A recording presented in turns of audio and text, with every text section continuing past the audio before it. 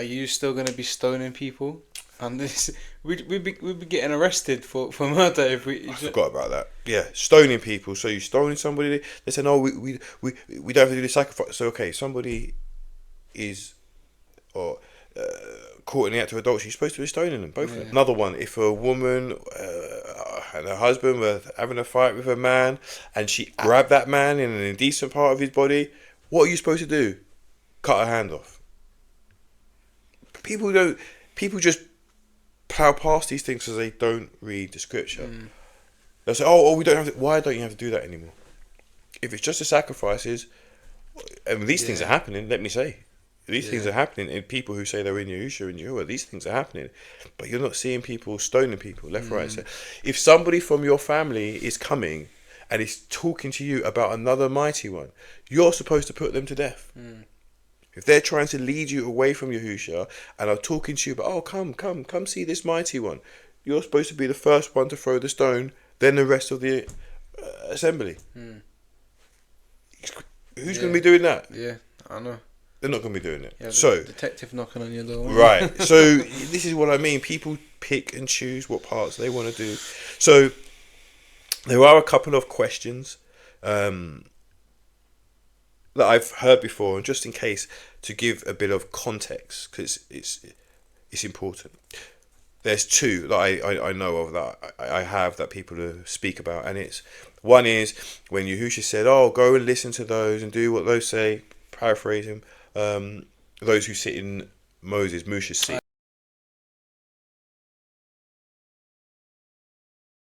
Yeah. And it's straightforward.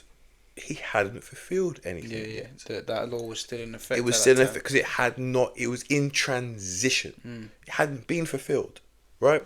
So Yahuwah is not going to remove you from something that is yet to be fulfilled. Yeah. But what was Yahusha doing? Giving them instructions of the news, telling them, listen, this new is coming. Listen, well, keep doing what you're doing for now. But you're going to need to be immersed. You need to be this, and that's why they were immersing people in the name of Yahusha. They're doing certain things. It was preparing the people to go into the new. Yeah.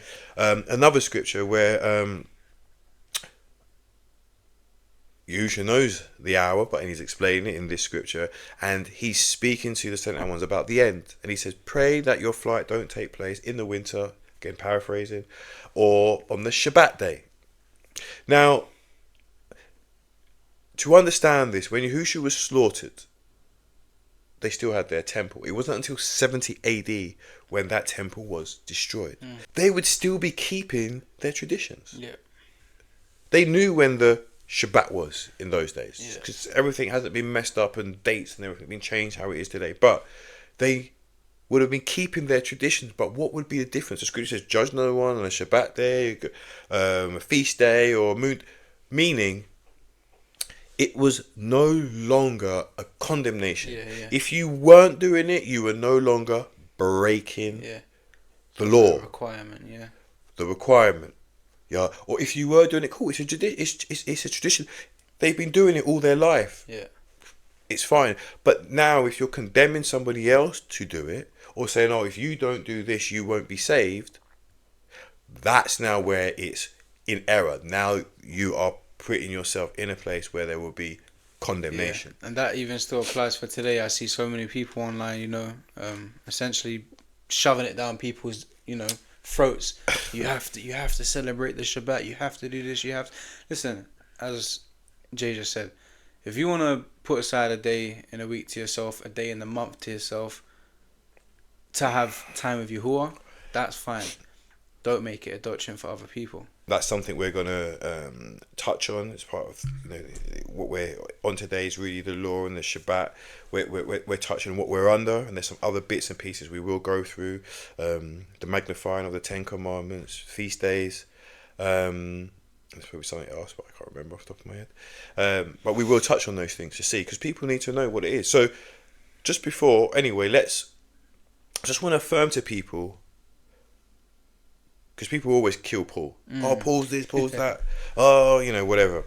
But I'm going to show the elders and Peter himself affirming that we're not to keep the law of Musha. for salvation. That's not what it is, Yada Yahuwah. And like, as you said, if you want to set a day aside or whatever, there's no more salvation in it, Yada Yahuwah. And let me just affirm before we get there, there is still a Shabbat keeping to the people of Yahuwah today. But again, it's been magnified through Yahusha. Yeah. And we will touch on that. But let me just read this, Acts 15, Yada Yahuwah. And it says, "And certain men which came down from Judea taught the brethren, and said, Except you be circumcised after the manner of Musha, you cannot be saved." So what did we read in the others in Galatians? Whoever is circumcised is a debtor to do the whole law. Okay. "When therefore Paul and Barnabas had no small dissension and disputation with them, they determined that Paul and Barnabas and certain other of them should go up to Jerusalem unto the sent ones and the elders about this question." So, even after Yahusha, there is still people that are trying to get them followers of Yahusha to keep the law, right? Of Moses. Say what's happening today. Yeah. Nothing new. Nothing new. So they've gone up now. Paul and Barnabas and others have gone up now to the elders, to the sent out ones, emissaries, about this question. "And being brought on their way by the assembly, they passed through Phoenice and Samaria, declaring the conversion of the Gentiles. And they caused great delight unto all the brethren. And when they were come to Jerusalem, they were received by the assembly and of the emissaries and elders, and they declared all the things that Yahuwah had done with them." So the Ruach is with them. But listen, and this is still happening today, and this scripture affirms it.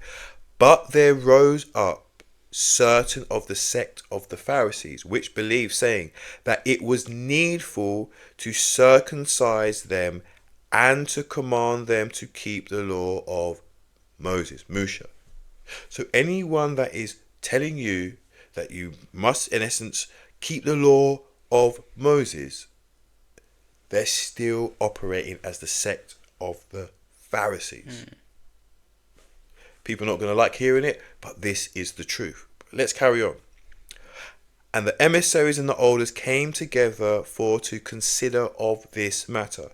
And when there had been much disputing, Peter rose up and said unto them, Men, brethren, you know that a good while ago Yahuwah made choice among us, that the Gentiles by my mouth should hear the word of the Besorah and believe. And Yahuwah, which knoweth the hearts, bear them witness, giving them the Quadash Ruach, even as he did unto us, and put no difference between us and them, purifying their hearts by belief." So this reminds me of Cornelius, right? "Now therefore, why tempt ye Yahuwah?" So he's saying, by what they are saying concerning to keep the law of Musha to be saved, that they are tempting Yahuwah. Do you know how serious that is? Right? "To put a yoke upon the neck of the disciples, which neither our fathers nor we were able to bear." Meaning, they themselves, the children of Yeshua, weren't even keeping it. They weren't able to do none of that. Yada Yahuwah. And Yahusha, whose yoke is light, has come with something much easier, simpler. Yada Yahuwah. Best way to put it. 11. "But we believe that through the favor of Yahusha, we shall be saved, even as they." Which isn't lawlessness, which isn't something that has no instructions. There are many instructions that we have to follow through the living Torah, which is Yahusha. 12. "Then all the multitude kept silence, and gave audience to Barnabas and Paul, declaring the miracles and wonders Yahuwah had wrought among the Gentiles by them." So Peter has affirmed in this scripture that it's not about keeping the law of Musha to be saved. Can't get around it. 13. "And after they had held their peace, James answered, saying, Men, brethren, hearken unto me. Simeon have declared how Yahuwah at first did visit the Gentiles to take out of them a people for his name. And to this agree the words of the prophets, as it is written, after this I will return and will build again the tabernacle of Dawood, which is fallen down, and I will build again the ruins thereof, and I will set it up, that the residue of men might seek after Yahuwah, and all the Gentiles upon whom my name is called, saith Yahuwah, who doeth all these things. So this is the will of Yahuwah. Known unto Yahuwah are all his works from the beginning of the world. Wherefore my sentence is that we trouble not them which from among the Gentiles are turned to Yahuwah, but that we write unto them that they abstain from pollutions of idols, and from fornication, and from things strangled, and from blood. For Musha of old time hath in every city them that preach him, being read in the synagogues every Shabbat day. Yada Yahuwah. So here is even now James coming and saying to him, listen, it's not this thing. Yada Yahuwah. Abstaining from pollutions of idols, fornication, things. Listen, these are the weightier matters. Putting them back under the bondage. They've heard these things all. But this is not what's going to save them. But actually, abstaining from pollution of idols, that's still in effect today. Yeah. From fornication, from things strangled, and from blood, that's still a law through the living Torah that we are to abstain from, because it has heavy spiritual, connotations. All of those things which is mentioned.